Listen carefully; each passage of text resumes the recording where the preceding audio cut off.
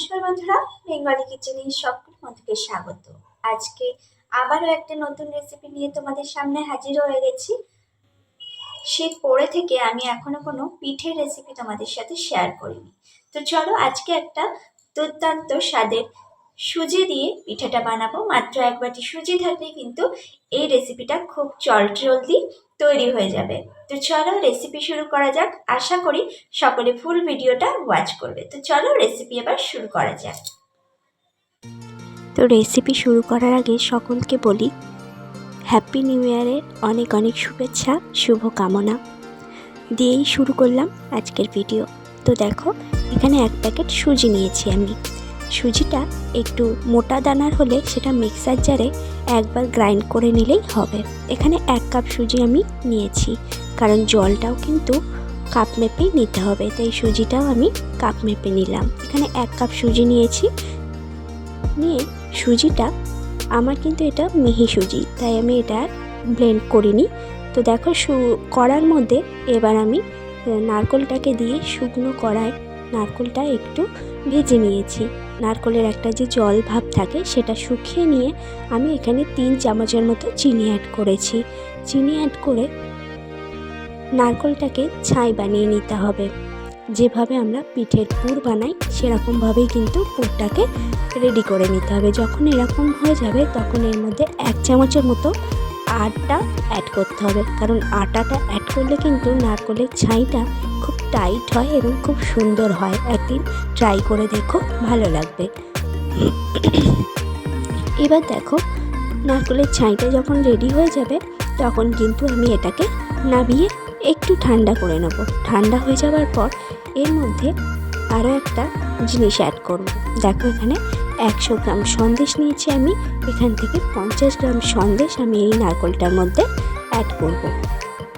খুব সুন্দর করে হাতের সাহায্যে নারকেলের ছাইয়ের সাথে এই সন্দেশটা কিন্তু মিশিয়ে নিতে হবে। তার আগে কিন্তু হাতটা খুব ভালো করে আমি ধুয়ে নিয়েছিলাম। আমার পুরনো বন্ধু যারা আমার সাথে থাকো, পাশে থাকো, তাদের অসংখ্য ধন্যবাদ। তারা এভাবেই আমার সাথে থেকো, পাশে থেকো, আমিও থাকবো সকলের পাশে। তো দেখো এখানে কড়া নিয়ে নিয়েছি। কড়ার মধ্যে দিয়ে দিচ্ছি সুজি। সুজিটাকে শুকনো খোলায় একটু ভালো করে ভেজে নিতে হবে। এমন করে ভাজতে হবে যাতে আবার সুজির লাল রং চলে না আসে। অল্প একটু সুজিটাকে ভেজে নিতে হবে যাতে সুজির কাঁচা গন্ধটা চলে যায়। ভেজে নিয়ে এর মধ্যে আমি কাপ মেপেই 1.5 কাপ জল অ্যাড করেছি। 1 কাপ সুজির জন্যে 1.5 কাপ জল। তারপরে সামান্য কয়েক দানা লবণ অ্যাড করেছি। করে এটাকে আটা ময়দা মাখার যে ডো হয়, রুটি করি আমরা, লুচি করি, সেরকমই একটা ডো তৈরি করে নিতে হবে।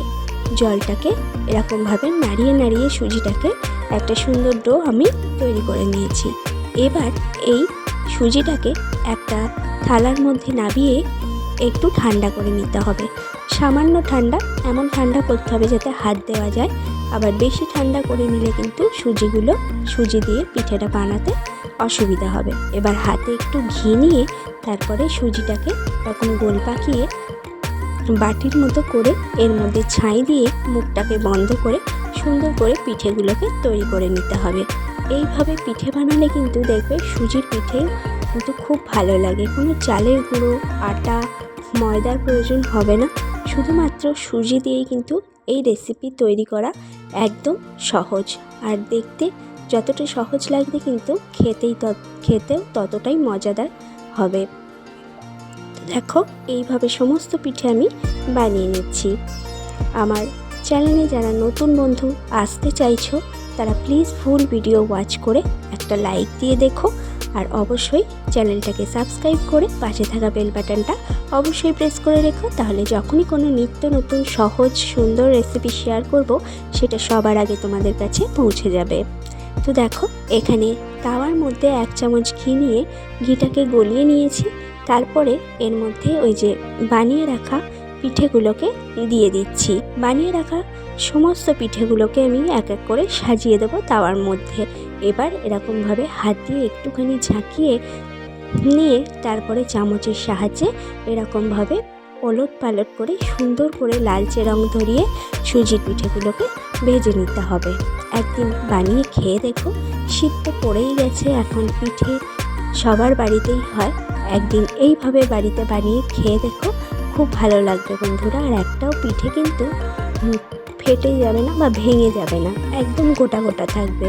তো দেখো পিঠেগুলো ভাজা হয়ে গেলে আমি তুলে নিচ্ছি। একটা ব্যাচ আমার ভাজা হয়ে গেছে, পরের ব্যাচটাও সেমভাবে আমি ভেজে নেব। তো দেখো তুলে নিলাম। এবার কড়ার মধ্যে আমি দুধ দিয়েছি, দুধের মধ্যে এলাচ দিয়েছি। এলাচ দিয়ে দুধটাকে বেশ খানিকক্ষণ অফ ক্যামেরায় আমি ফুটিয়ে নিয়েছি। দুধটা অনেকটা ঘন হয়ে গেলে এর মধ্যে 3 চামচের মতো চিনি অ্যাড করব। মিষ্টিটা যে যেমন পছন্দ করো সে তেমনভাবে মিষ্টিটা অ্যাড করো। তবে পিঠের মধ্যে বেশি মিষ্টি হয়ে গেলে কিন্তু আবার খেতে ভালো লাগে না। দুধটা যখন এরকম ফুটবে, চিনি দেওয়ার পরে চিনিটা গলে গেলে তারপরে এই সুজির পিঠেগুলো এই দুধের মধ্যে অ্যাড করে দিতে হবে। দিয়ে সুন্দর করে আস্তে করে চামচ বা হাতার সাহায্যে নাড়িয়ে দিতে হবে। এমন করে নাড়াতে হবে যাতে পিঠেগুলো আবার না ভেঙে যায়। এবার ওপর থেকে দুধটা যখন ফুটে যাবে, ওপর থেকে একটু খোয়া ক্ষীর আমি এখানে অ্যাড করেছি, যেটা মুখের মধ্যে পড়লে ভীষণ ভালো লাগবে। খোয়া ক্ষীরটা অ্যাড হয়ে গেলে একটু নাড়িয়ে চাড়িয়ে নিয়ে তারপরে এর মধ্যে আমার যে সন্দেশ আর নারকলের পুরটা বেঁচে গেছিলো সেটা আমি এখানে অ্যাড করে দিয়েছি। খাওয়ার সময় মুখে পড়লে খুব ভালো লাগবে। তো দেখো ওপর থেকে সাজিয়ে নেওয়ার জন্য আমি আবার একটু খোয়া ক্ষীর দিয়ে দিয়েছি। আজকের রেসিপি তোমাদের কেমন লাগলো বন্ধুরা, অবশ্যই কমেন্টে এসে জানাতে ভুলো না। সকলকে অনেক ধন্যবাদ ভিডিওটা দেখার জন্য। সবাই সুস্থ থেকো, ভালো থেকো, খুশি থেকো, পাশে থেকো সকলকে।